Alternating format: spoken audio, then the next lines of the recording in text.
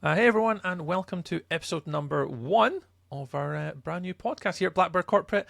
This is Share the Point, which I'll be introducing myself as Stuart. I'll get to be in a second, and my lovely esteemed podcast host as well, Lisa. Hi, Lisa.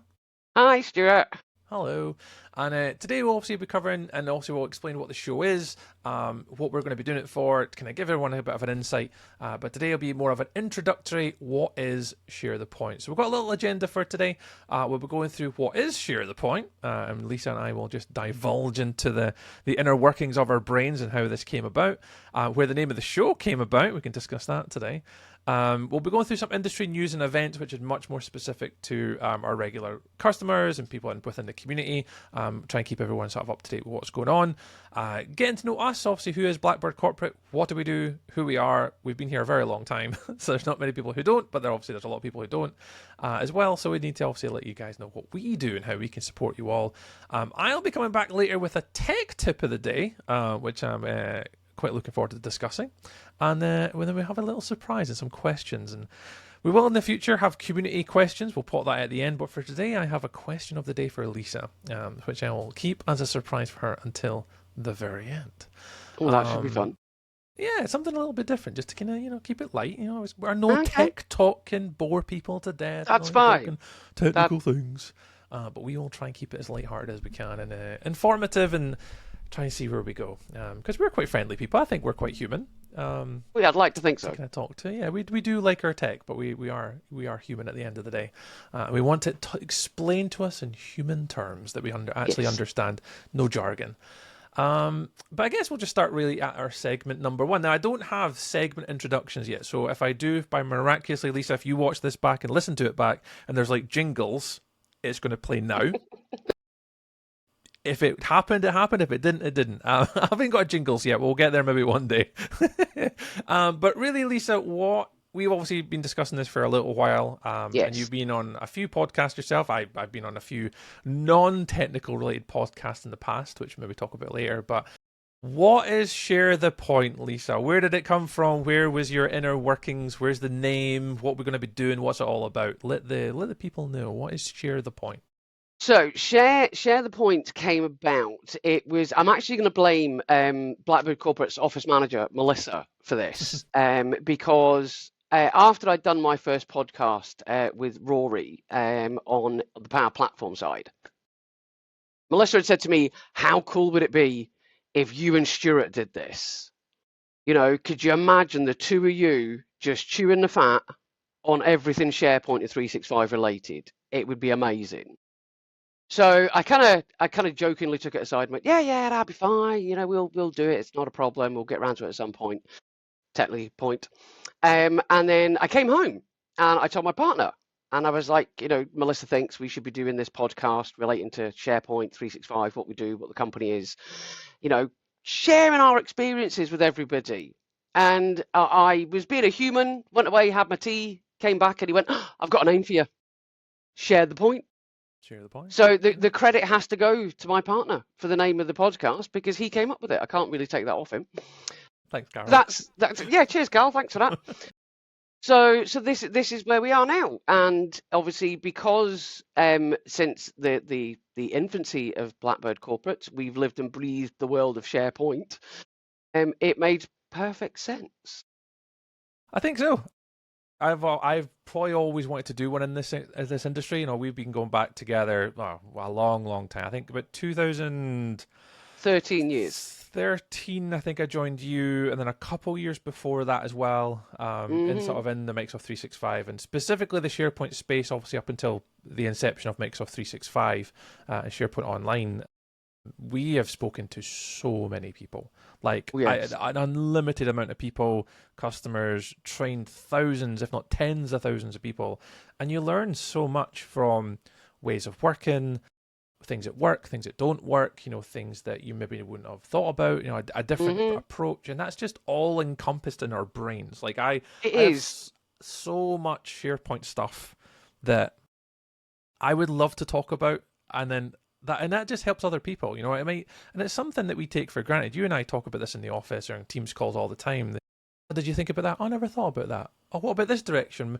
And a lot of customers will be thinking the exact same. Whether that's people that do this in their own time, whether they're trying to build a solution or they're trying to find something that, oh, I didn't know that could do that. And we're stuck on this knowledge in our brains all the time, and it's just through research. And there's a lot of stuff on the internet nowadays, and it's just a lot of it's jargon and tech talk, and like you and I, although I'd say we are quite technical. To Melissa, she thinks we're the most technical people on the earth. Yes, she does. But we really aren't, and it's just taking sort of a lot of what we know and try and transfer that to help people. Well, you say we aren't, but I define you as a techie. I am the non-techie. See, I am technical at all. You genuinely are. I am the user front-facing visual person that tries to. I mean, you make things make sense, but you can go down that whole techie brain route, and my brain doesn't work that way. Yeah. That's why we are who we are, because we have lots of people that do lots of different bits of 365 that makes us all encompassing. I've been called many things in my life, but I think the one I'll always remember is a useful tool. And I'll never forget it. It's like, oh no, I didn't mean it that way.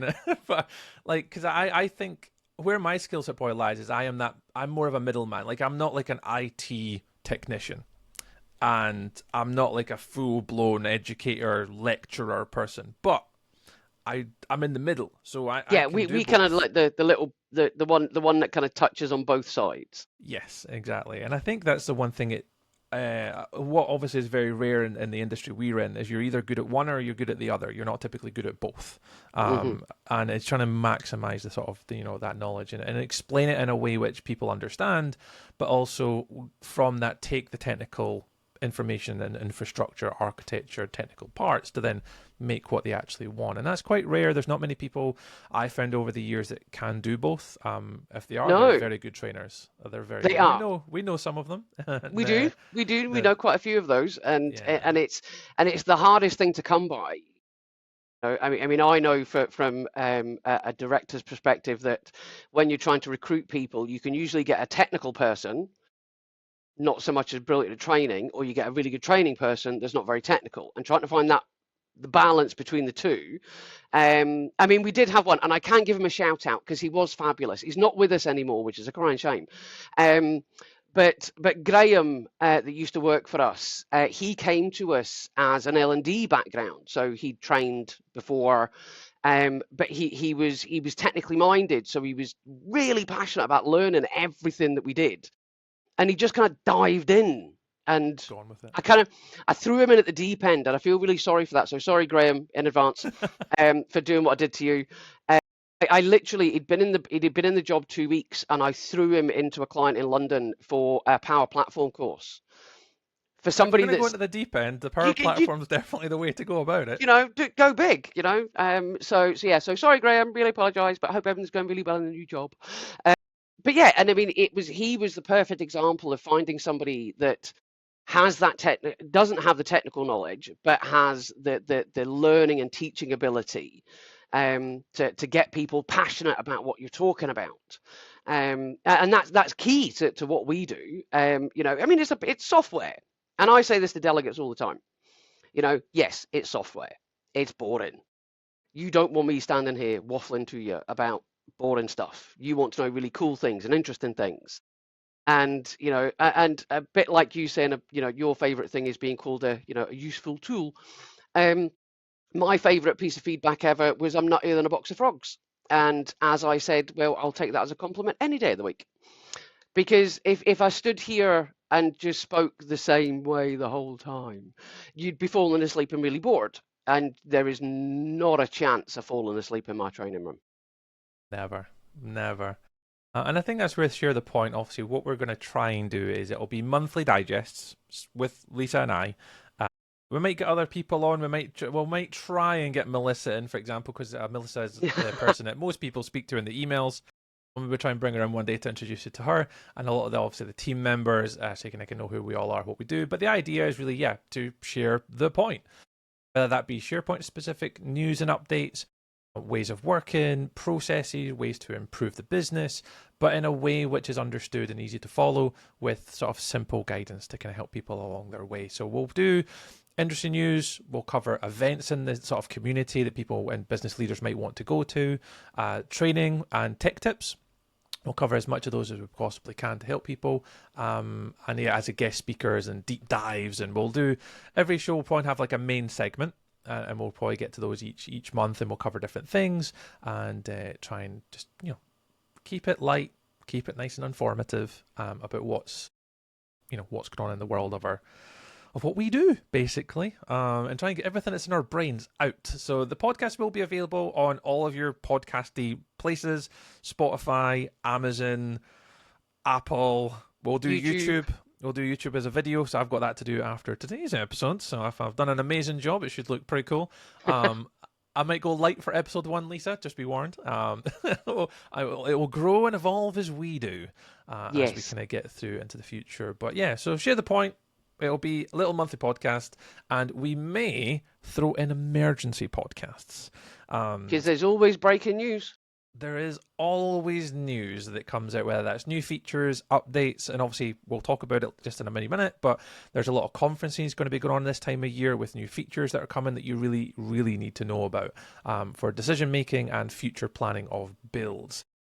So there's lots of things we could probably just discuss and throw in. If there's anything emergency podcast pop up, I'm sure Lisa will let you all know through her newsletter, the Blackbird Corporate newsletter, or through sort of LinkedIn, where you can get most of our posts pretty much daily now of things that are going on. So, and we'll try and put it all into a wee podcast. And we could probably share screens and stuff for all the vodcast watchers.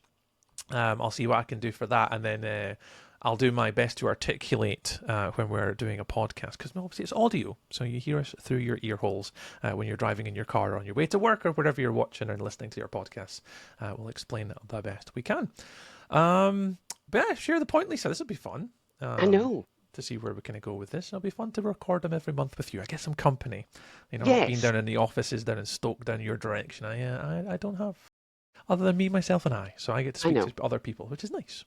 Yes. But this will go into one of our main sort of recurring segments that we'll have every single show, which is industry news and events. To kind of let you all know what's going on in the industry, what's going on in the community, things you need to know about, updates, can you attend events, what's going to happen. And obviously we're based in the UK, but there are obviously a lot of events that are happening around the world. I had the joys of going through and sending Lisa an entire list of everything that's going on around the next 6 months. I've picked some of the big ones for us today, Lisa, and then obviously I've saved some for later podcasts when they're closer to the time. Yes. But I'm in with a week to go. There's only one real event that we should really all be talking about. It's the ultimate. It is the biggie. It is Microsoft Ignite Week, Lisa. I don't have any jingles ready, but if I add it, there'll be another one. So Microsoft Ignite, for anyone that doesn't know what that is, it's currently held in San Francisco this year. It's between November 17th to November 21st.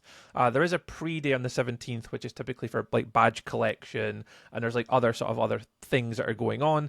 But the main opening keynote is on the 18th, which is the opening day. I believe it's 5 p.m. till 7 p.m. GMT. So a good time for us UKers to catch the keynote, because a lot of the main instrumental things and new features will be discussed at that. So we'll kind of explain what to kind of expect there. There's like over 900 sessions. I think there's over 1,000 now if you go to the catalogue on the website.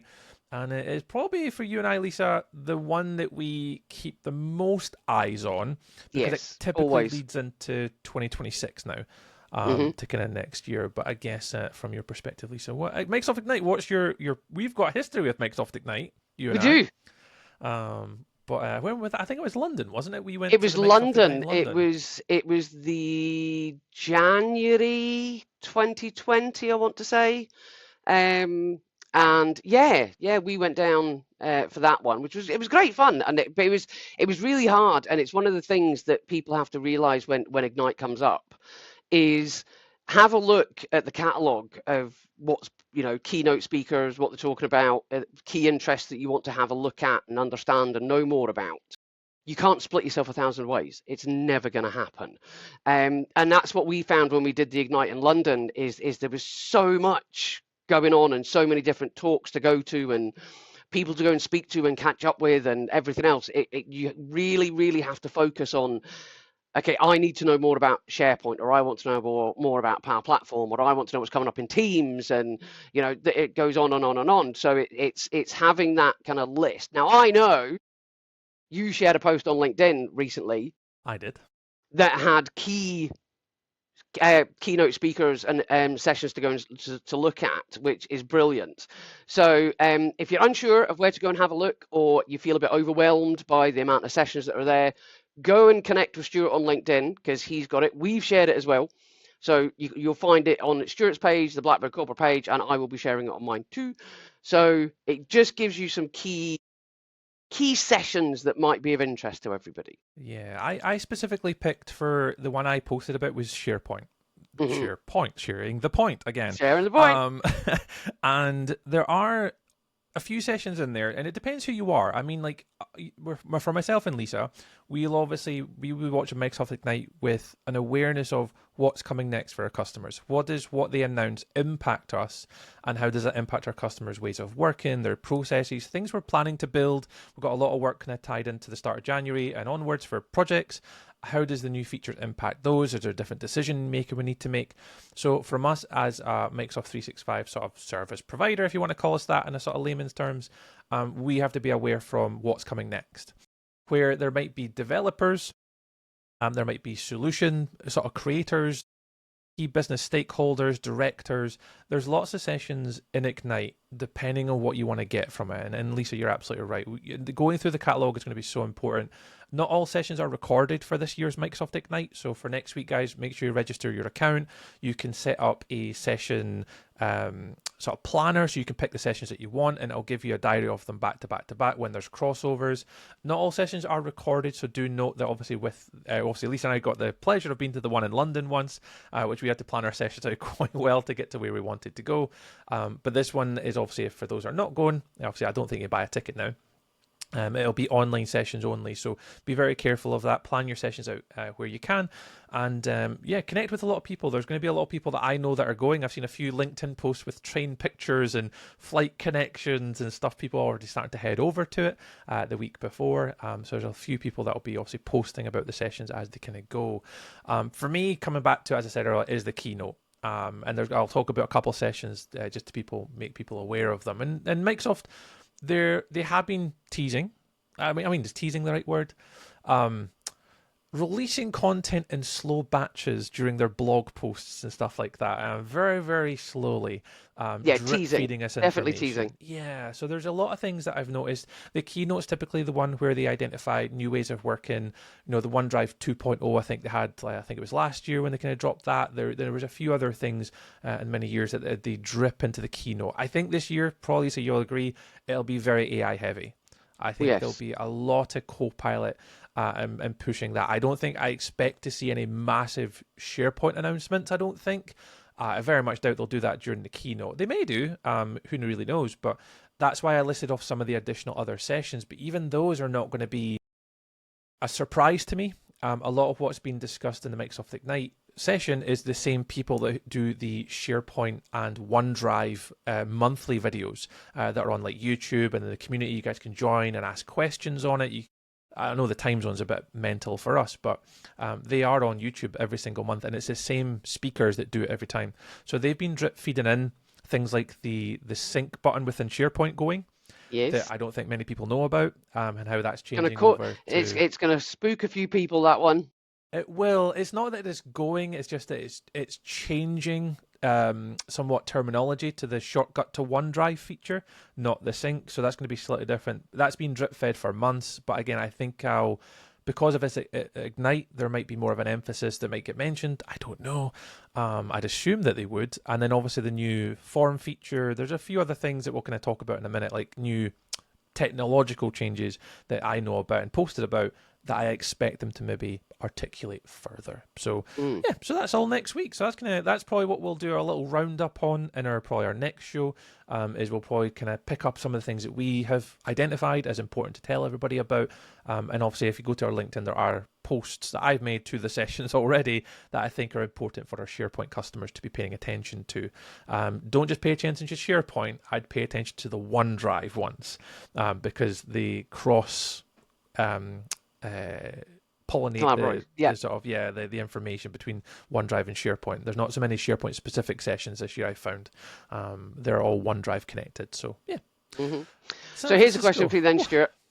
We'd love to. Okay, with the changes that are happening Why? and slightly happened already. Okay.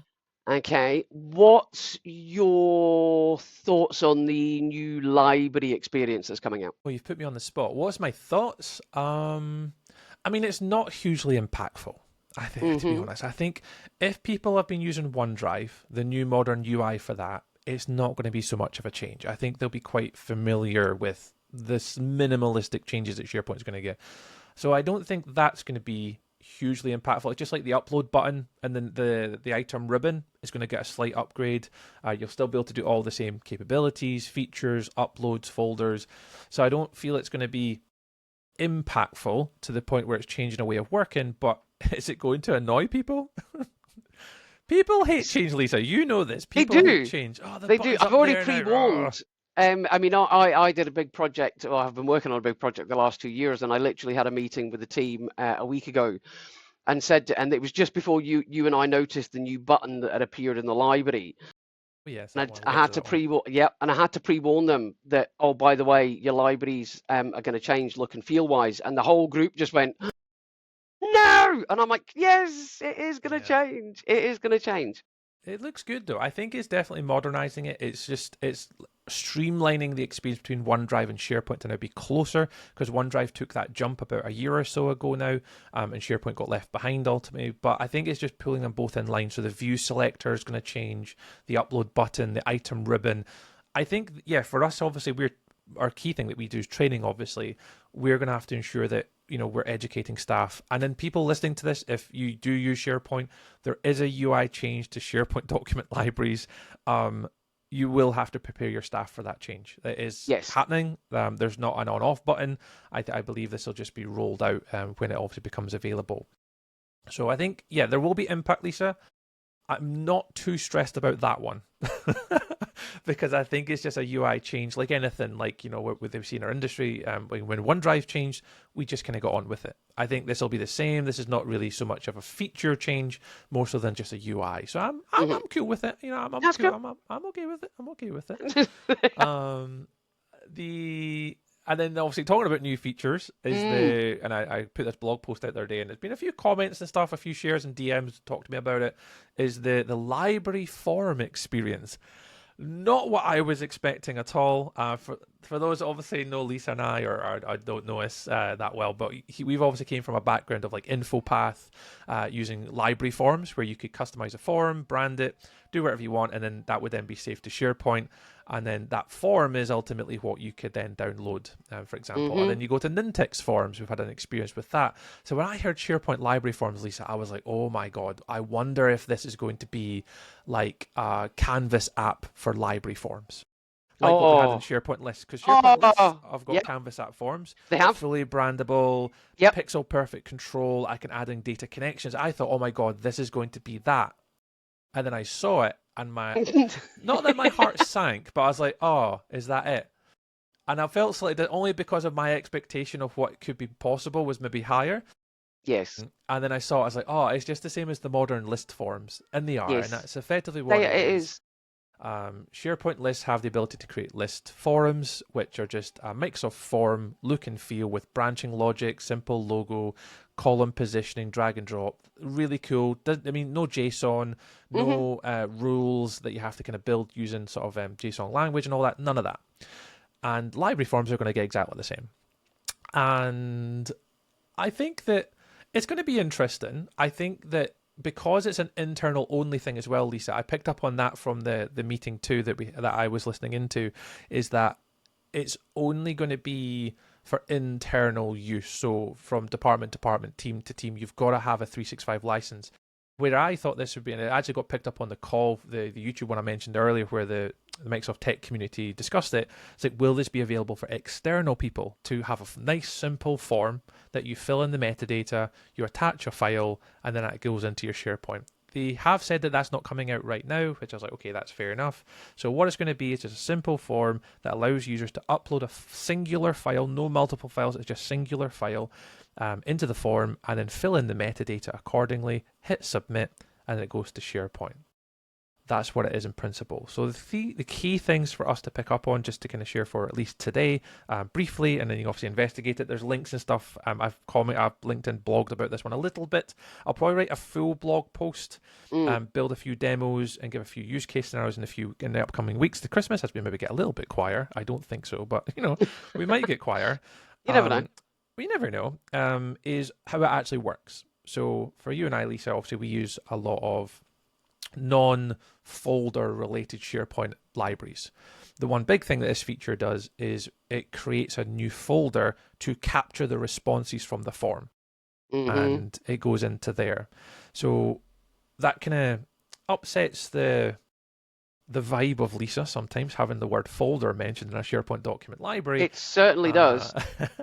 So what we might have to do is discuss things like actions and workflows. And this was discussed, someone commented on my LinkedIn post, and that was exactly it. We know we can just have a workflow running on a folder, specifically when something new is added. We could go through approval, make sure that response is acceptable, and then that'll just move the file back up to the root location using just a very simple move capability with the metadata. So there are really cool things that I think it will control and police having the folder structure that I can kind of go, okay, I kind of get it.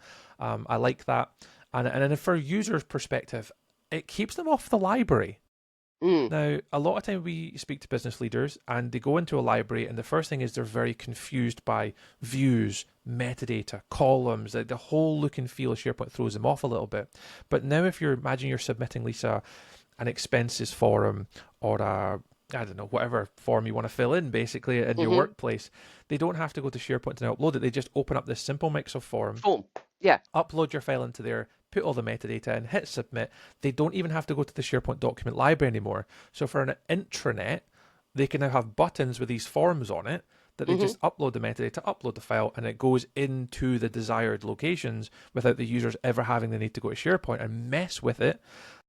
It'll be really interesting. That's the one I thought, I wonder how that's going to impact the user experience. It really got me really excited, actually, about how does the user process now look like? Because years gone by, we'd have to teach going to a library, then uploading a file, then working out where the details pane is, and then adding in the metadata. And it's quite monotonous. Now, Lisa, it's going to be, I open up the form, all the columns are there, I drag and drop my file on, I fill in all the metadata, I hit submit, and away it goes. And that's it.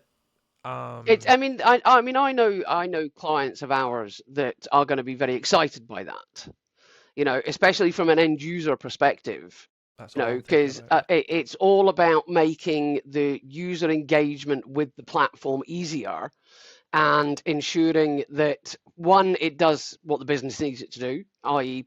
people can go in, hit a button, opens a form, fill it in, attach, send. That's them happy bunnies. And then from the other side, it gives the kind of the site ownery department head level the knowledge to know, well, they're not going to come and play around in here. They're just doing that bit. And that makes their life easy. And I'm all for an easy life. So if we can make users' life easier and get people embracing the world of SharePoint with open arms in an easier way, then I'm all for it. I think so. I think the one thing I was thinking about for us really when we obviously teach it to people is when we're teaching a site owner course, it's now going to be up to the site owner to understand what's the best user experience for each individual library or behavioral trait or process.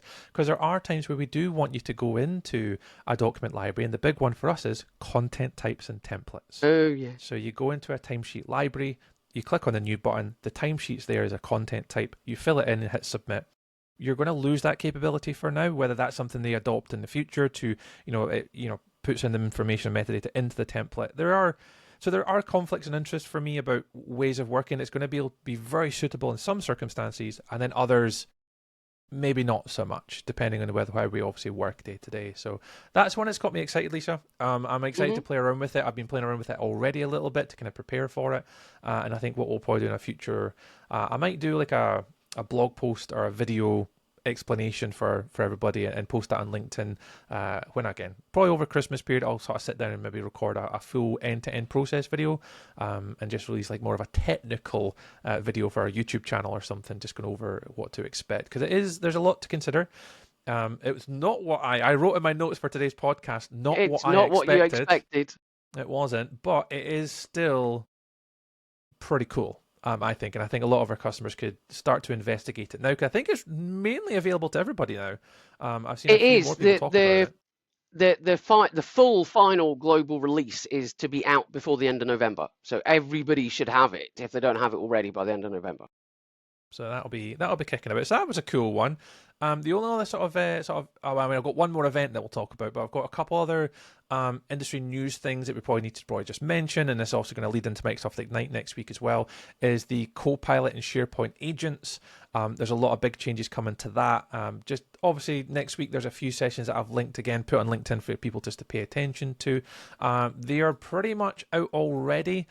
Is the knowledge agents with Copilot and SharePoint. We've been using them for a while to summarize my library, search for content, very fundamental things.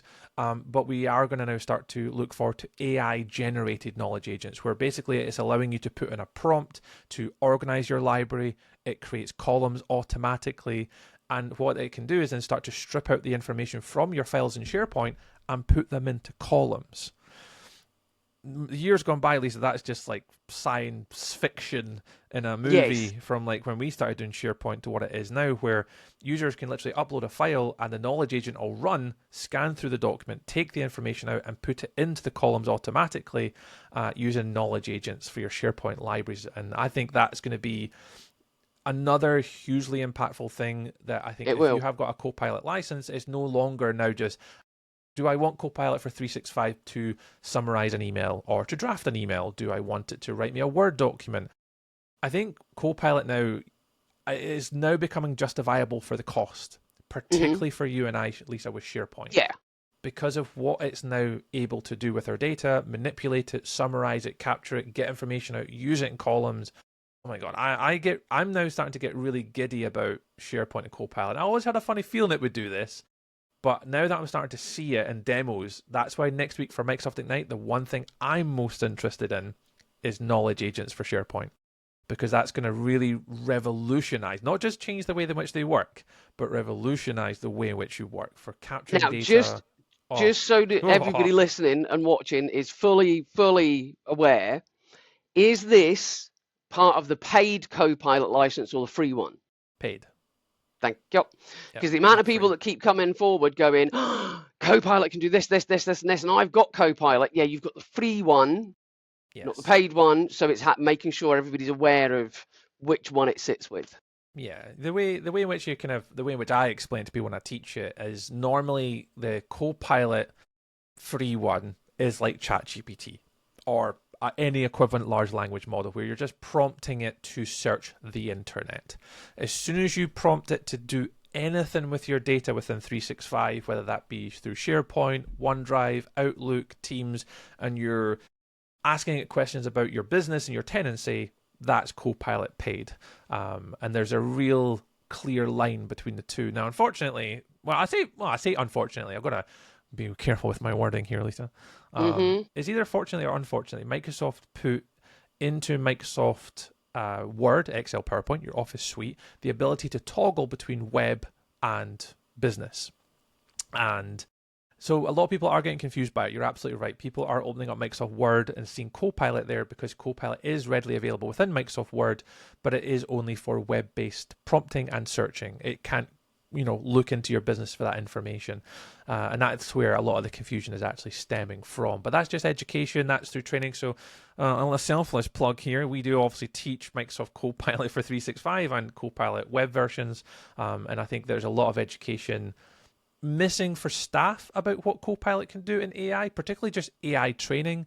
I know a lot of us know ChatGPT now because it was becoming more public knowledge, but I know that there's a demographic out there who will not even go near AI or touch it, or are still quite wary of it. There's a lot of education from businesses I still think needs to happen, and we can't just go turn it on. But I think for me, just talking about knowledge agents, that's one to look out for Microsoft Ignite next week, Lisa. That's going to be one that will change a lot of business leaders and stakeholders to making that decision. I now understand why Microsoft Copilot could be beneficial to us as agents, not so much writing an email. There's that part. So yeah, it has me excited for next week. So I think it's the 18th to the 21st, Microsoft Ignite. Go check it out. Yeah, any questions, just email us. We could probably point in the right direction if there's sessions you want to listen to. In the comments of like YouTube and stuff like that, LinkedIn, I'll try and reply to as many as I can, and give you guys suggestions if anyone does have any. And the last sort of event I've got on, because I know we've been going 35 minutes now, Lisa, is the Scottish Summit. Which, again, I think I've been to one before in Glasgow. Have you been to a Scottish Summit before, Lisa? I can't remember. I haven't done the Scottish You've one not yet. been one. No. So I went to one in Glasgow a few years ago. And it was really good, actually. They had like a really good key speakers. There was a lot of, I'm sure Matt Weston was there. One of our friends, Matt, was there. Sarah there. Sarah was there, yeah. I don't remember her speaking, though.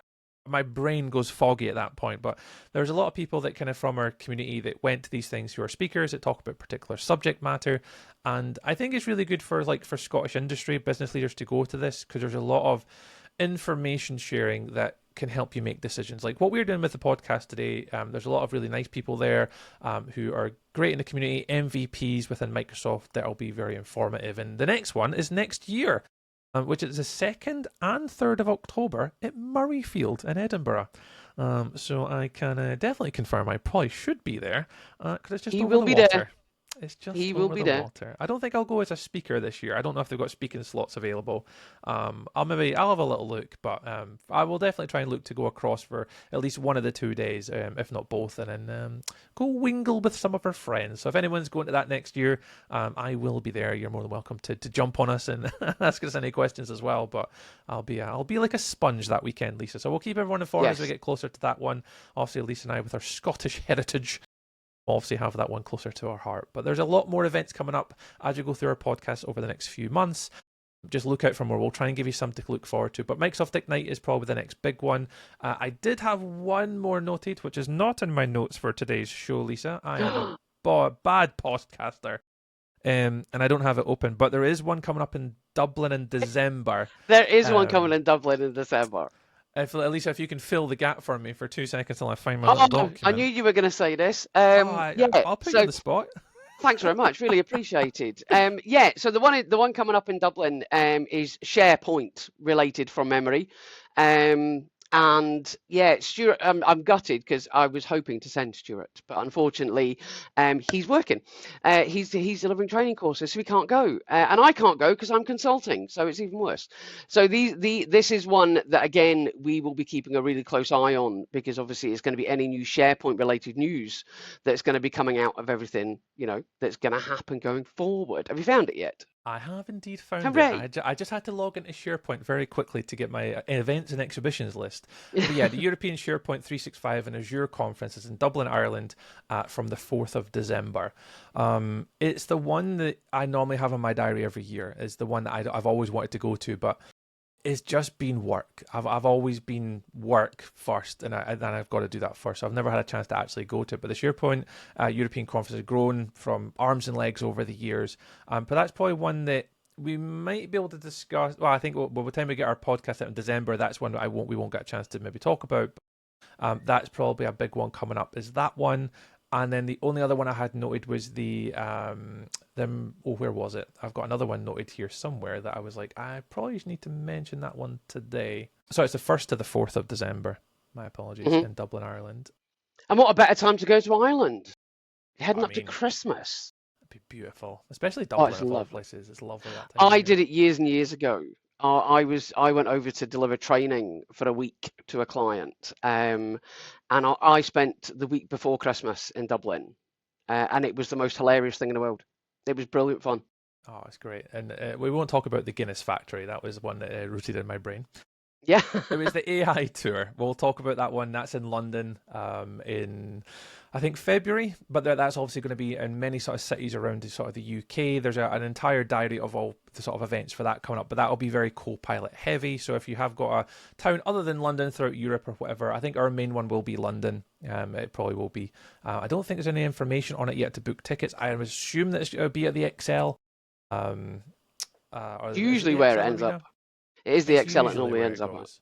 Yeah, so we'll keep an eye on a lot of those coming up. But yeah, the only one I had noted for to mention was the European SharePoint Conference across in Dublin, Ireland, from the 1st to the 4th. So look out for that one.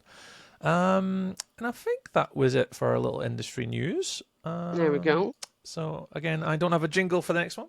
Or a jingle outro for that one just yet, but yeah, we'll kind of keep going with that. It's just kind of we'll try and give people as much information, just high level tech tips. A lot of what we talk about there, we will obviously put onto like our LinkedIn, blogs, all that type of stuff, where we want to articulate it in a bit more detail. So our main conversation point for today. I know the time is swiftly moving on. It is rapidly shifting. It's amazing what happens when you have fun and you talk about things It you're is. really interested and excited for. Mm-hmm. Really, I thought I'd give us a chance, and especially our first episode, and for people that may be new to us, is who is actually Blackbird Corporate. Mm-hmm. I've known you for a very, very, very, very long time. Very to long Blackbird time. Corporate. Mm-hmm. And I guess it's just a chance to we'll spend a little bit of time just to explain what we do. So who is Blackbird Corporate? Who is Lisa Foster? Explain who's on our team, who obviously you've already mentioned a couple other names already, and then just really what it is we cover. Because what's really been interesting recently, we've been speaking to a lot of customers about training requirements, and we discuss other things, and they're like, "Oh, you do that too?" I was like, "Yes." So Lisa, I guess I'll lead the floor for you, but I mean, I don't think it takes you too long to jump on who is Blackbird Corporate, because we get a bit giddy talking about ourselves and what we do. Yes. But yeah, who is Blackbird Corporate and who the hell is Lisa Foster? Tell us, Lisa. Who is Blackbird Corporate? So Blackbird Corporate came to life 17 years ago. I can't believe it's 17 years. It's ridiculous. It's mad when you say it out loud. It really is. It's scary stuff.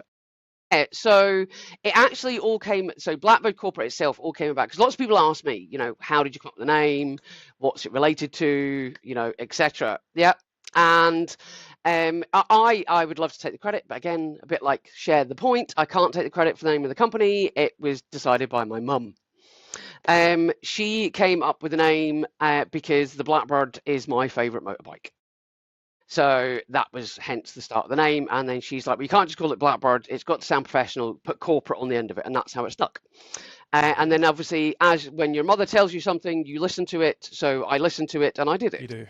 You do. So that's where Blackbird Corporate's name came from. And yeah, I mean, we've been working in the world of SharePoint since its infancy. And it's been an interesting transition of change, when you've gone from SharePoint 2003 to 7 to 10 to 13 to 16 to 19 online and so on, and SharePoint SE that's out now, technically SharePoint 2022, which is the only server-based version of SharePoint Net that's now left, because 19 is being decommissioned as we speak.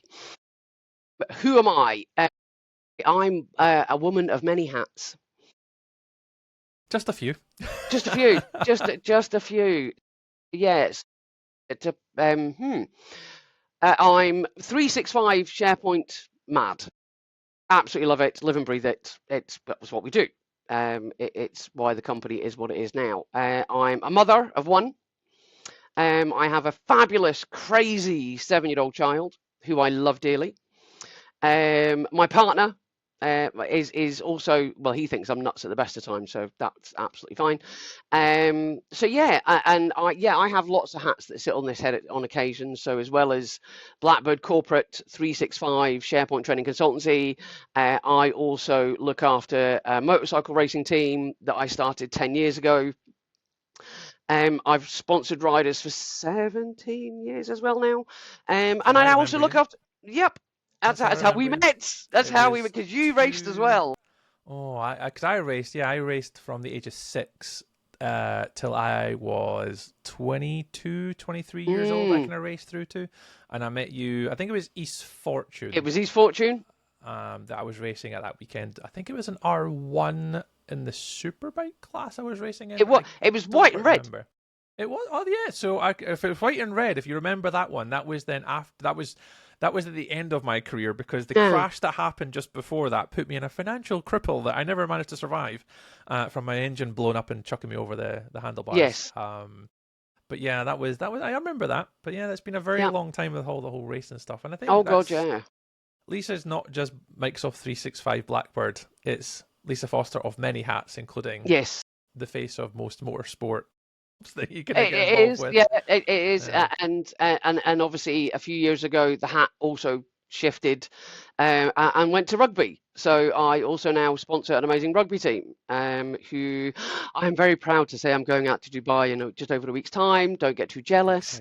I'm trying not to. No. But yeah, Carl, my partner, and I are going out to Dubai in just over a week's time to support the Ramit rugby team in the Dubai Sevens Internationals. So cool. Woohoo! Such a cool opportunity. The best thing is Barry, the team manager, sent me a picture. I daren't show it; he'd shoot me. Of him in the off-field shirt with my logo, the company logo all over the front of it. It looks amazing.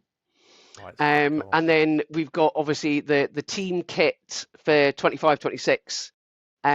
Is being released this weekend. They've got a rugby match on, I want to say Saturday. They've got a rugby match going on that the new look on-field kit will be released for, which is super exciting. That'll be exciting. Yeah. Nice one. We'll look out for the pictures online. Yeah, no, it'll be brilliant. Who is the team? Now, well, the team is a multitude of different people. So we have obviously me. We have you. We have Stuart Anderson. I don't know if many people all know who I am, but I've been doing this a very long time. Yeah, but who am I? I guess obviously I've been doing this. 2000, I think it was 2011 I started doing this, and there was a couple years before I went contracting. I think my first contracting opportunity was with you, Lisa. I think it would have been 2013 to Wales of all. I think it was Cardiff you sent me down to, and then never looked back since. But yeah, certainly I sort of mainly specialize in like Microsoft training, whether that be predominantly like SharePoint, Power Platform, Microsoft Teams, anything in between, basically. I think the only thing I don't teach is Power BI. Everything else is pretty much I can teach. We have guys that do that. Yeah, we have specific humans that do the Power BI stuff. That's the only one I don't do. I could probably do the basic one, but I don't specialize in it. I can do Power Platform is my absolute jam when it comes to Power Apps. I love Power Apps, Power Automate, and it's because of our experience with SharePoint. A lot of what we do is we work with customers that are specific in the SharePoint industry, where that they want to use apps for form of data capture. They want to use workflow for the processes within SharePoint. So we've grown. So Lisa and I probably the same. We've evolved our stack of knowledge through our customers and the need for the tools to integrate with SharePoint. So a lot of my experiences through SharePoint is the focal primary point with access to all the other tools and then tying all up together. But yeah, migrations from file servers up to building entire intranets, building processes from start to end processes, and obviously the training element too, in consultancy. And I've delivered for Microsoft in the past before a few times now, actually. Been doing this a very, very long time. I'm still as passionate as I am for it now. I'm still, when I get a call from, we were speaking to a customer just the other week. And you said you won't find anyone as passionate as me, and he went, I doubt it. I retracted my statement, and he said, oh yeah, I have found someone just as excited as Lisa when it comes to SharePoint 365. I'm like, yep, that's me, and I love it. I think we are cut from the same cloth. I always speak passionately about because if you learn it and you understand it and you push it, it can do some incredible things. It certainly can. It's just the ones that maybe they don't quite understand it. They've not had the right training and education, and they've not pushed it to what it's capable of. And that's the ones that I typically get really excited for, because then I can show them the way. I can show them the benefits of how to do it. So yeah, so there's me. I mean, we'll probably talk more about you and I in the future episodes and stuff like that, and our experience and things like solution building and stuff. We'll get up to all that in a moment. But we've got yes. And then one of the ultimate key member, cannot leave this woman out, is Melissa. Melissa is the rock of the business. She is the most fabulous woman. Melissa is the office manager for Blackbird Corporate, and she is basically the first point of contact for pretty much everybody. She keeps us in check. She controls all our diaries. She books all the sessions in. Yeah, she is a Trojan workhorse, is that woman. And it makes me laugh because she acts really shy. So when you say to her, "I'll just go and speak to the client about," and she'll go, and it's like, don't it give me it? I know you can speak to that person, and I adore her. She's absolutely fabulous. Melissa's worked with us now for, oh my God, I want to say Very long 6 years Yeah, it's now. all a few years now.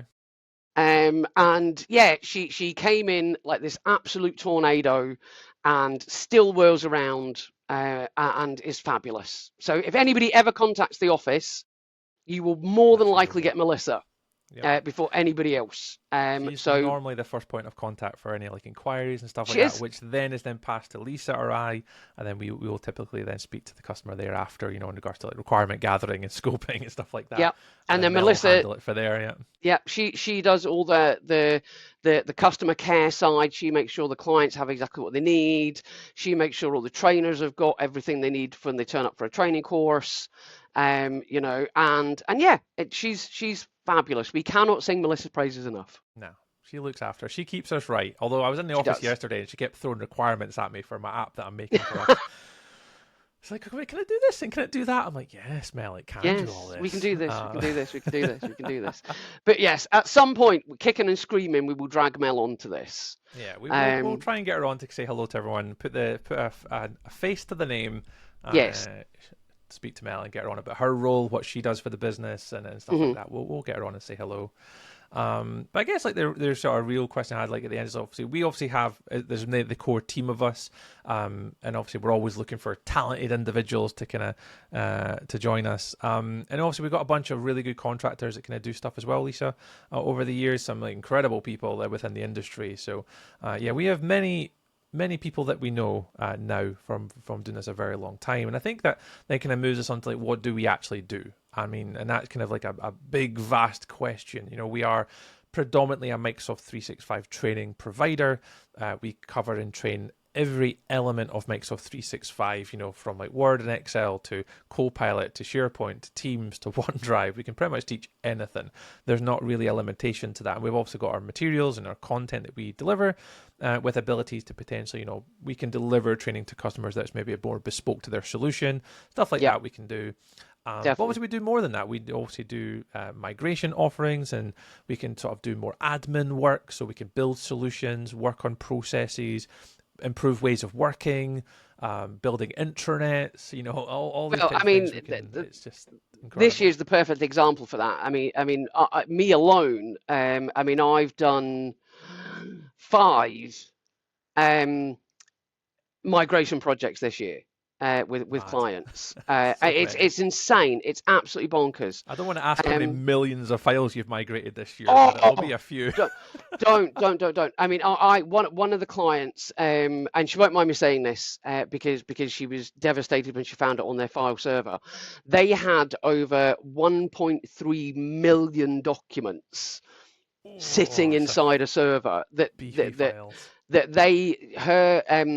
was a few people obviously that had to go in and do the deep dive. They were brilliant, absolutely fabulous. So they went and did the deep dive. And when they'd said to me, what's the best practice of, what do we move and how do we move it and etc. And I'd said, look, you don't want to move bad to good. You don't want to lift and shift, because you're just going to end up with the same problem in a different place. You want clean, workable, fresh data moved. So the rule of thumb is 18 months to 2 years. So if it sits within that ballpark, move it. If it doesn't sit in that ballpark, leave it somewhere else as an archive, out the way. Obviously, key information, HR, finance, etc. They've got to keep things for certain periods of time. Totally appreciate and get, but don't move junk. So they didn't, and she cleaned the lot. Great when you I took my hat off to. It was fab. They're invested. They understand totally. Like they just want to do what's best for the business to ensure that the migration's smooth, effortless, and creating the best experience without jargon and junk that's just taking up space in a repository. And Oh, it's just bliss when you get people like that are just invested in the improvement of their It's business lush. and not just wanting to dump it in SharePoint and expect the world to work. Yeah, no, That's because it not won't. the approach that we would recommend. And obviously, then I think that's going to be really exciting for us over the next sort of few months and stuff is when we're moving on to our main segments of each of the different shows, there will be an entire segment where we talk about just planning for document migration, Mm. planning your data loss prevention policies or sensitivity and compliance. We could talk about so many different things. And that's where it's going to be really interesting to get feedback and comments, like what do people want to see us talk about and cover in the future? Because there's so much experience we could tap on through the migration projects Lisa's done this year alone. I bet there's a lot of lessons learned. There's Yes. obviously a document management solution I'm making at the moment. Again, we're just about to go through the lessons learned with them about how to make a active library, a drafting process, a new document creation repository, the automation and approvals, and the lessons learned, not just of the actual build, but how to prepare and plan for implementation of solutions in 365.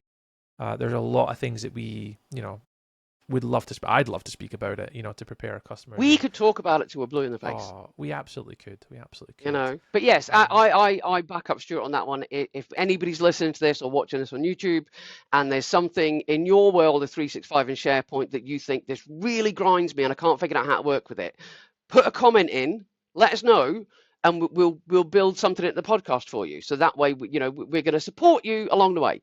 Not my next segment. Next, I've got segment 4 and 5. 5, I will be having a community section for exactly that, for smaller questions, but also if we deem one as a bigger, requires a bit more time, then we'll absolutely do an entire segment on the things that grind our gears. I mean, the segments are creating themselves these days. They are. We can do a grinding gears noise and a little jingle. I mean, I'm leaning into it, Lisa. I've got to. Go for I'll see what I can come up with. But yeah, so as well as we do like migrations, obviously the big one for it as well, Lisa, is support and consultancy, which is packages that we obviously offer customers. I guess from support, Lisa, we've got a few that kind of fall into that, and I remember even from years ago we had a few. We do. I mean, it's a lot of the companies. It's not just the fact that it's not just small companies that may not have somebody internally that's got the knowledge and the skill set to be able to support them. We have quite a few very large companies that use us as their support network, and it's whether it's user support or technical support, central administration support, and it's being able to have somebody that that you can bounce off and say, I know you're going to be able to give me the answer, or if we don't know the answer, we'll find it out. We will come back to you with a solution for this. And it's one of the key things that has built the brand that is Blackbird Corporate now. It is the fact that we are also passionate and we want to support and we want to help everybody to enjoy working in the world of 365. So from the training to the consulting to the supporting we are like a one-stop shop. That's the plan. And I think that's really one thing to everyone to know is that we do cover everything. If you're stuck with a question, we can help. If you don't know how to build something, we can support you to make that right decision. If you need staff trained up on how to use the technology better, we can train them all. Whether it's one or like tens of thousands of people in the UK, not in the UK, like we have the ability to. We'll get on a plane. Cover. I'd gladly get on a plane. We'll get on a plane. A few of my biggest memories are from traveling. I can have abroad to like Nuremberg I've been to, and then I remember going through Charles de Gaulle, across the Mons in Belgium. We've been so many different places. Holland. We got sent to Switzerland, to Lausanne. That was fabulous. Out to Canada. There's loads, absolutely loads. And I think that's the great. And that's the bit I enjoy about my job and always have done is every customer is different, every scenario is different, and it's not repetitive. There are some things that are repetitive, like people still continue using folders and SharePoint document libraries and winding us up all the time. But other than that, it's quite interesting to kind of work with people and make sure they're using the technology correctly. So a lot to look forward to for next year. Again, if anyone has any questions about sort of Blackbird, obviously, if you do email us, you will likely speak to Mel. But obviously, you can reach out to myself and Lisa on LinkedIn. You can obviously reach out in the comments below, or just drop us a little email or a phone call, and obviously, I'll be happy to kind of discuss if you've got any things you have got planned for next year. Our diary's pretty much filling up. I think we're kind of looking into January, February, March now. We're getting to February, March time now. Yeah. So if anyone is looking for anything at the start of next year, before the end of the financial year in April, you're probably better reaching out to us now to know if you have any questions or support. Are you required to have that for next Yes. year? I mean, there's quite a lot of Blackbird stuff coming up. You've spoken about your rugby already, which is pretty cool. The bike sponsorships, all that kind of things. Any other Blackbird news for next year that we need to know? Anything you want to let the people know about? What are we doing? God. We're being featured in the Your Business magazine. Which, how could I forget that one? That was really bad. We've got a double page spread. So I met one of the girls from the magazine at the conference you were at and I was at in start of the year.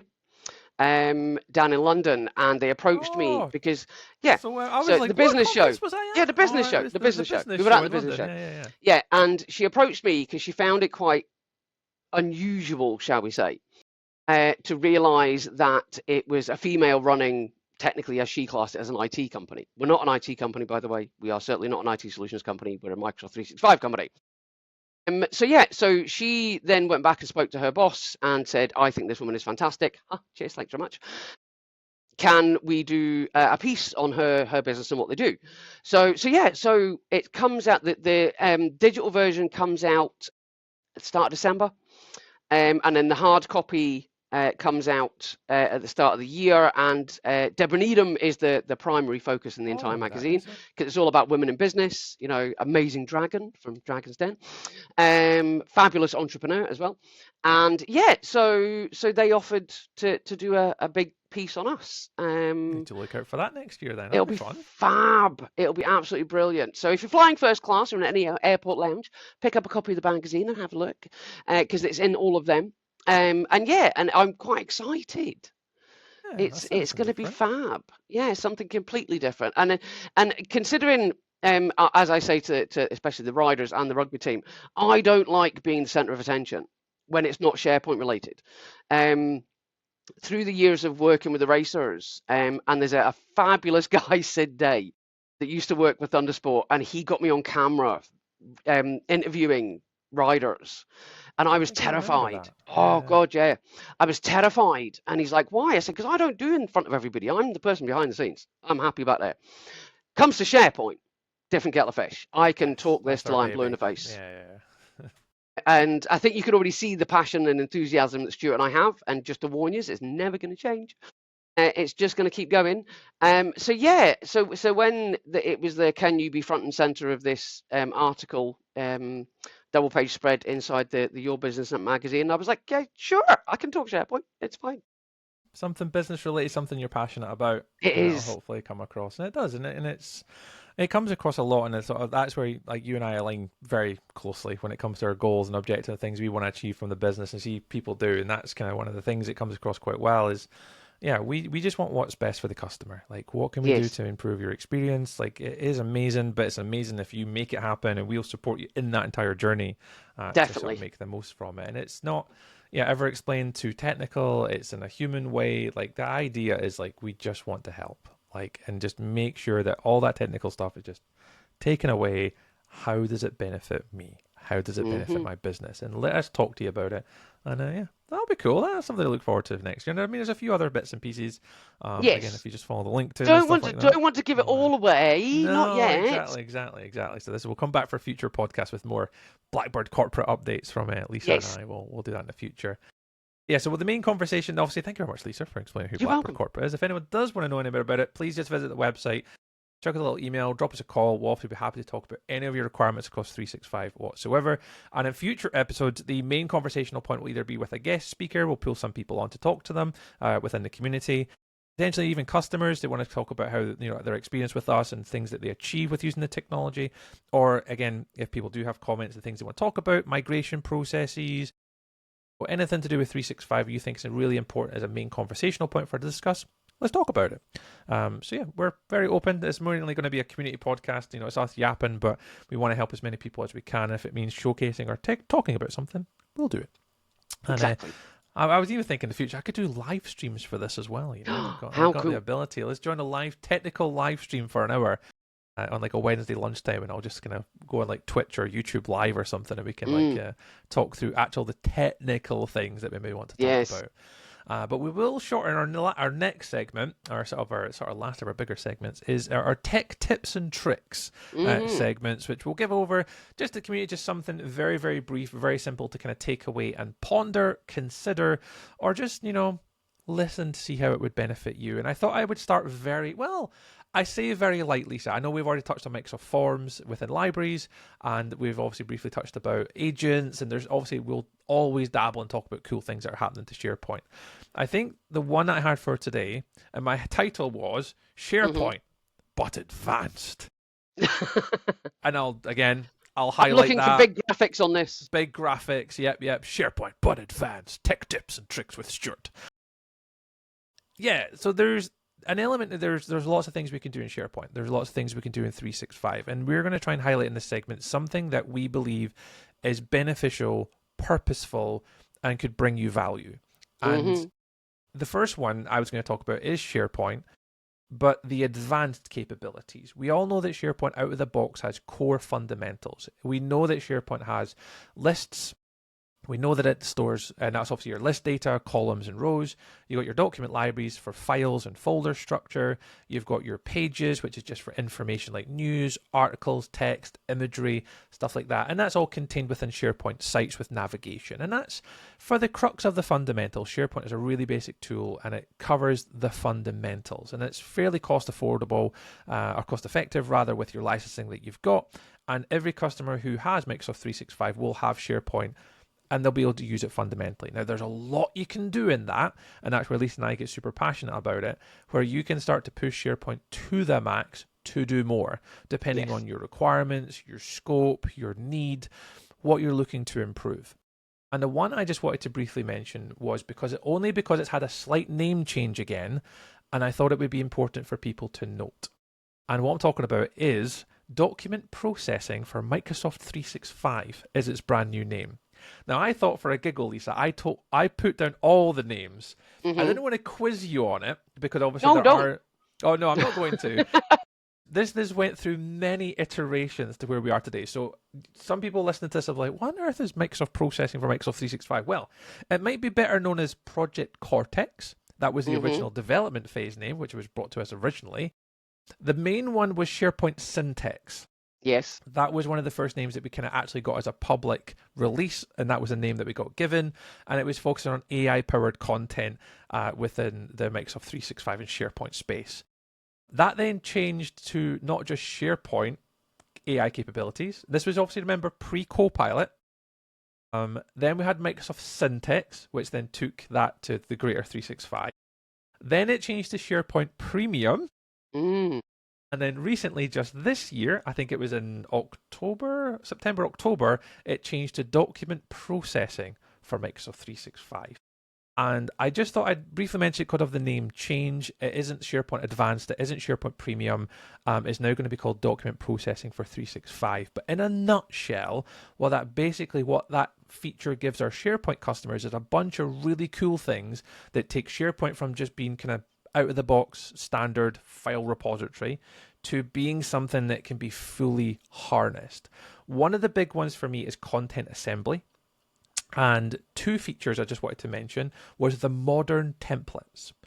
Modern templates have obviously been spoken about in SharePoint for a while, but they are only available through the document processing for 365 pay-as-you-go license model, which basically enables you in a document library, guys, to open up a file. Let's just say it was a timesheet, for example, in a Microsoft Word document. You can open up that Microsoft Word document, and embedded into that document is the properties from your document library. So you fill them in your timesheet just like you normally would, you hit save, and that automatically goes straight back into your SharePoint environment. It's called the modern templates. It's really, really cool. Obviously, it doesn't fall under the out of the box. I can speak for one of our customers, Mr. Jackson, up here where I am. I built one for him for invoices and estimates, which didn't require this feature. So it is certainly possible without this feature, but it's now integrated directly into SharePoint, and it's not a license. It's just a pay-as-you-go, so it based upon how many times you use it and how many times you create it, etc. So the licensing model, it is somewhat cost-effective and affordable, depending on the size of what's being used, particularly when we come to things like auto-tagging and auto-filling in columns. The amount of times that, I don't want to add the metadata in. Now we can go two options now. You've got Copilot agents within SharePoint, which is a Copilot license, which is like £30 per user per month, or auto-fill and auto-tagging through document processing for 365, which might be more cost-effective. So you're not going to go use Copilot for just that feature. You'll use Copilot for more than just that. But if you want to take advantage of auto-tagging and modern templates, you could just do a pay-as-you-go service. And it's really, really, I think some of the prices I've got here, I had to open up the web page for this because it is very much varied. Say, for example, the auto-column filling is 0.005 cents per transaction. So it's like teeny totty. A bit more cost effective than £30+ a month. Correct. Just for and one feature. Why I just wanted to mention it is people will be seeing these things like Copilot agents and the SharePoint agents thinking that's amazing. And my brain goes, that's a lot. That you're not just paying for just that, you're paying for the full £30 a month per user per month. And it's very pricey, where this is minimal to just improve your SharePoint. Now, those were the two I noted. There are obviously other things as well in there. You've got your document translation services. You've got your e-signature, which I think is really fascinating, because the e-signature, you might use DocuSign. You might use Adobe Sign. Well, you do have e-signatures within SharePoint, which means you've got a file within SharePoint. You want to have a signature by a customer. You can send that from SharePoint to gather the signature, and it comes straight back into SharePoint, keeping it nice and safe and secure, other than you having to upload it to Adobe Sign, then send it to the customer through the Adobe services. You might want to use DocuSign, same thing, but the file is leaving your SharePoint environment. So if you are want to make sure it's governed and controlled correctly, e-signature within SharePoint, you can have that capability. Again, it's a transactional sort of build per transaction for the e-signature. I think it's $2 per request.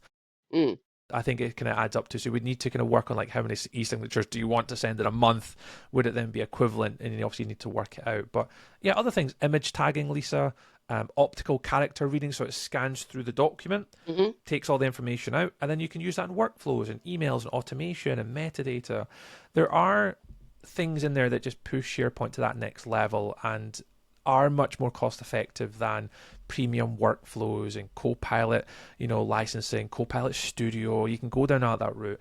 And I think it gets overlooked quite a fair little bit, the SharePoint Premium or document processing for 365, that customers maybe want to have a little look at it, just note it, maybe investigate it. It might not be of a huge interest now, but there obviously are a huge amount of capabilities that you can maybe use within this for structured, unstructured data, document processing, all that type of stuff. And a lot of these too, at least I've got a little bit of experience from Power Automate, doing the AI builders within there, where it would scan the document, you train the model, it outputs the data, but again, you're transactionally paying through Power Automate for AI models, which again, you can weigh up the cost between the two, what one would be more cost effective. So it's, So I just thought I'd mention it to people, if you are using any of those types of features. Obviously, we mentioned Copilot agents. Yes, Copilot agents are really cool, but just note there are tools that don't require you to go that way that you might want to investigate. So that's document processing for Microsoft 365, Lisa. Is my little tech tip for today to go check out, guys. And if you have any questions, I am just on the other end of the phone or an email to kind of discuss. I've built with 2 or 3 of those now. Modern templates I've done, optical character reading, and the sort of content assembly features. I've played around with them quite a fair little bit for a couple other customers previously. But yeah. I will continue to divulge in other things in the future. Just little tech, just like 5-10 minutes, not too technical, just enough to go, I wonder if that's what I need to look into. That I'm looking for the light bulb in the customers that are listening. I'll go have a look at that, Stuart. Thank you very much. Little virtual handshake almost. Like, oh, cool, thanks. And then that takes us up to our final segment of today, Lisa. I'll do a jingle again. But this one's like any other business and just closing statements. And for me, this will be, for anyone listening, still after 1 hour and 13 minutes, this will be where we bring our community questions into it. So we'll probably likely, between myself and Lisa, we'll be asking for questions on LinkedIn. I'll look at the YouTube comments, any comments on the podcast whatsoever. If you do like to ask a question for us to answer during this last segment, you're more than welcome to ask. A bit like there's a lot of other podcasts out there. One is No Dumb Questions, if you know that segment. Well done. And there is no dumb question when it comes to Lisa and No, I. We there's get not. asked it all the time in our industry.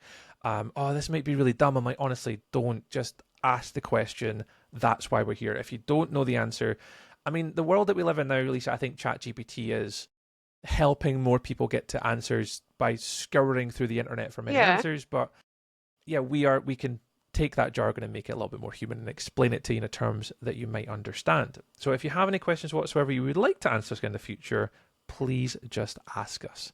However, I had for today's episode, Lisa, and I'll put you on the spot. I did have a random question of the day for Lisa to fill in this gap until we get community questions in the future.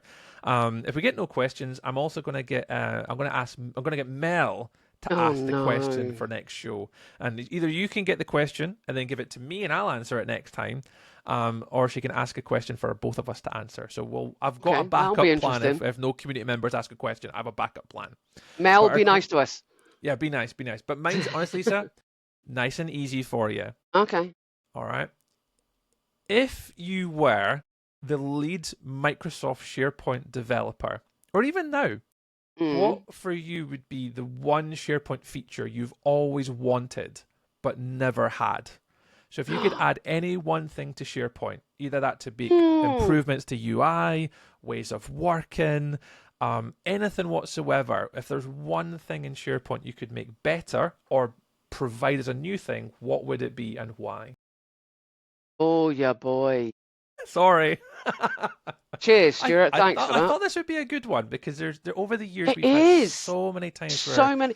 And there's I one, love one that, but that massively springs to mind. And I have to admit, when it first came out, oh, so many years ago, I was never a fan. However, well, we kind of have it still now in a different fashion.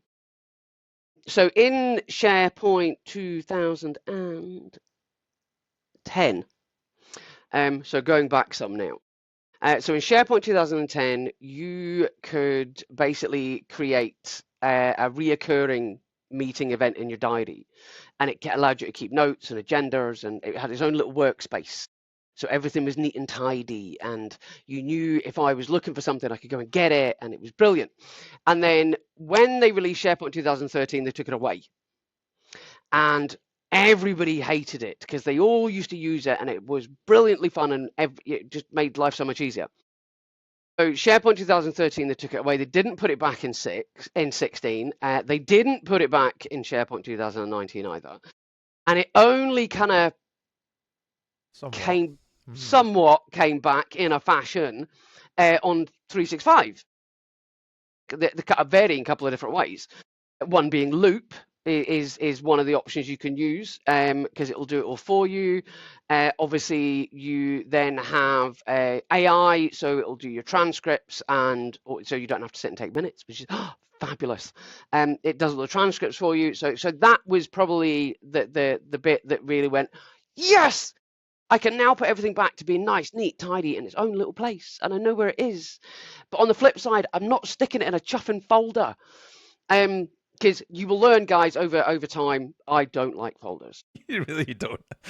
When I'm on the fence, Really, I have, as long as they can explain it to me and give me a use case, I'm like, right, I kind of get that, right, I I kind of understand that, I will forgive, and I have done it, and I have bent my own rules, and I've given people the ability to create folders, but I only say to them, if you go more than 2 deep, I'm going to delete them all. yeah, you're done. Yeah, at least that you're pushing Lisa's boat at that point. You don't want to keep going That's after me. that. No. You know, that's not happening. You know, you can go 2 deep, and that's a lot. I'm not going any further than that.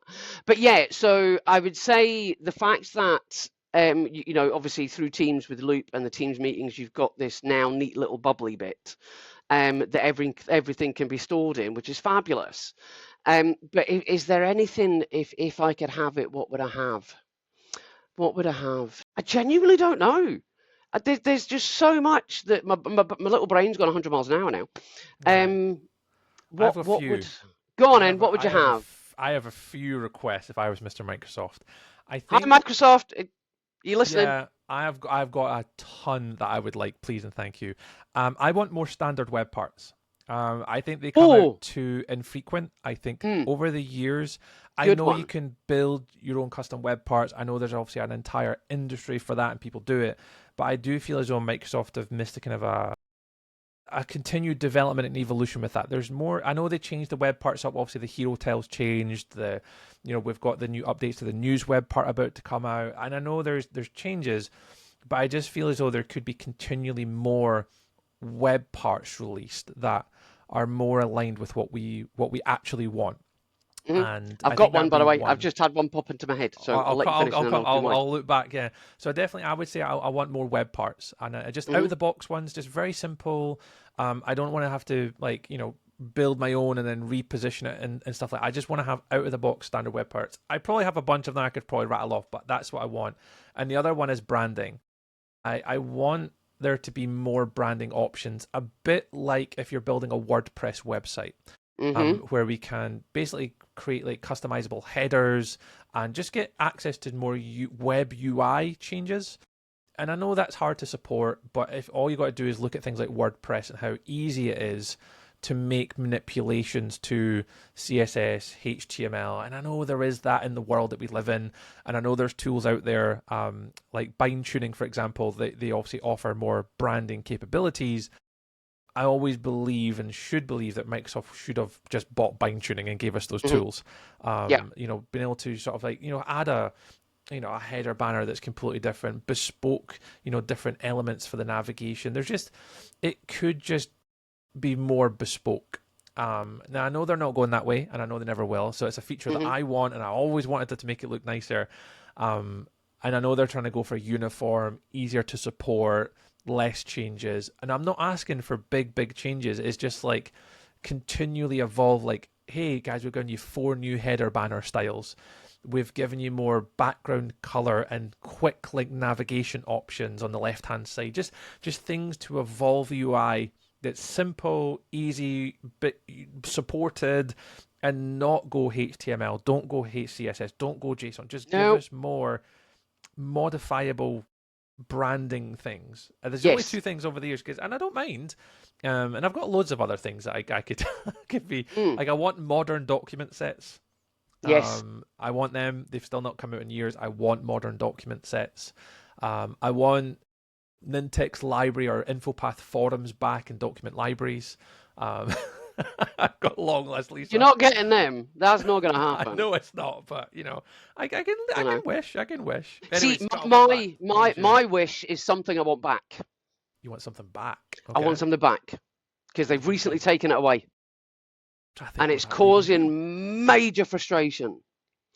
So, as of recently, well, I say recently, this year, Microsoft have taken away the ability I for know what you're site going to say. collection administrators to do any audits, and it's all moved into purview for central administration. Which you did say the other day you enjoyed and loved. I do love purview. I'll put. I'll get I the quote on do. the window. You Yeah, I said it. do. I love Purview and it's brilliant, but Yeah. it's absolutely chuffing useless if you are a big organization that has lots of subsets of organizations within you that sit in your I know what you're tenancy, saying. Yeah. Okay. and they then need to run an audit check on who's accessed this document, what's happened to this, blah blah blah blah blah. But they can't do it anymore because you've taken it away. So you want a specific site collection audit log feature within a SharePoint site that you can track Just all the actions from just that site from yeah, a and site that's we collection had admin it. who can run it. Yeah, okay. Yeah, and we had it. We've had it for years. I think that's the consideration. They've not thought about where you've got the business, the Yep. overall umbrella, and then Yeah. the subsets of businesses that are run by independent IT, but in the same tenancy, they don't have Yep. access to that to get that Nope. information. They have to request it, then wait, then get the information. Yeah, yeah. And I So mean, bring that back. you and That'd be cool. yeah, that would be fabulous. So please, Microsoft, can I have back my site collection audit features, please? Because There I've you got go. clients screaming at me because they can't run reports because they can't get central admin to do it for them. Very passionate about that one. There you go. See, I knew this would be a good question because you and I have been There we doing go. this for a long time, and there's so much more things. We could have probably spend like an entire day just talking about all the things that I know. we want to see improvements on. And I think Power Platform has opened up a world of possibility for us as well at the same time. I know we lost InfoPath over the years, and Power Platform is a complete shift in the right direction. Like what they built there is phenomenal. And it has obviously replaced quite a lot. It's not as easy. I mean, it's meant to be citizens developers, kind of. That most normal humans can make them. I thought InfoPath as a office product on your computer was probably as simple, but that's a whole other conversation. But yeah, yes, we will open up to the community. So if anyone does have any other questions you'd like to pose to Lisa and I to answer, please fire away. Let us know. We'll fire them into our last little segment. And there is no dumb questions. No, I can't none. name it that because I'll probably get copyrighted by other people. But they are in our world. There really isn't. So if there's anything you would like to discuss or let us talk about, please let us know. Mm-hmm. There you go, Lisa. I mean, it's a little bit longer than I planned for today. I think it's an hour and 20 odd minutes, but that's fine. That's all good. Any other closing remarks, statements, anything, Lisa, you want to tell the people about before we sign off today? Let me think. 6 weeks till Christmas. 6 training weeks till Christmas. I'll just cut the podcast just right there before she says that. Guys. Sorry. Yep. No, he's not. He's not going to cut it. So it's just to say, if apart from asking questions and anything else, if you have any requirements for training, consultancy, support, let us know if you need it before Christmas. Otherwise, you're going to miss it. Okay. So phone the office, speak to Melissa, drop emails, ping us on LinkedIn. Either way, and we will be more than happy to squeeze you in if we've got the availability to support you. I love it. There you go. I think that's it from me. C-word had to come out at some point. So I mean, I was hoping it wouldn't be till the next podcast in December, but it's okay. It's okay. It's cool. Yeah, we'll change our backgrounds up to have like Christmas lights and stuff on the next time. I'll make it all jingly jangly and Christmas. I'll have elves and everything behind me. Yeah. Okay. I'll see. But nothing really from me at the moment. Obviously, there's a lot more to look forward to. We'll do another podcast in December. So I'll let you guys look forward to that. We'll try and get it recurring. We'll try and make it like, I don't know, whatever the second Friday of the month or something. We'll try and work on a schedule for future episodes so you kind of know when to expect the episodes to come out. Yeah, be sure to have a look on, this will be available on all your sort of podcasty places, hopefully, if I can work it out. Spotify, Amazon, YouTube, Apple, YouTube, and all the links will be like LinkedIn, stuff like that, to kind of get you all the places. And I think it should. I'll see how it goes. I'll edit this up, and hopefully it'll look pretty good. But yeah, I think that's everything. So if you guys are obviously watching, remember to like, subscribe, comment, and if you do have any questions, let us all know. But I think that's everything for episode number 1. I haven't got a plan for episode number 2 yet, because we'll see how number 1 goes. But the segments will remain the same, and we'll have a main conversation point for next time, led by what we think and where the conversation goes in the comments. We want to have it led by you guys that watch and listen, and it can help you out if there is anything that you need help with. But for now, I think that's everything. Perfect. Well, my name has been Stuart. I will speak to you all in the next episode. Lisa, thank you very much for joining us. And not a problem at all. Let me burn your ear holes for an hour. That's cool. Enjoy the rest of your day. And if you guys are listening at home, have a lovely day. Enjoy your time. Thank you so much for watching. This has been the Share the Point podcast, hosted by Blackbird Corporate. And we'll see you all in the next episode. Bye. Bye.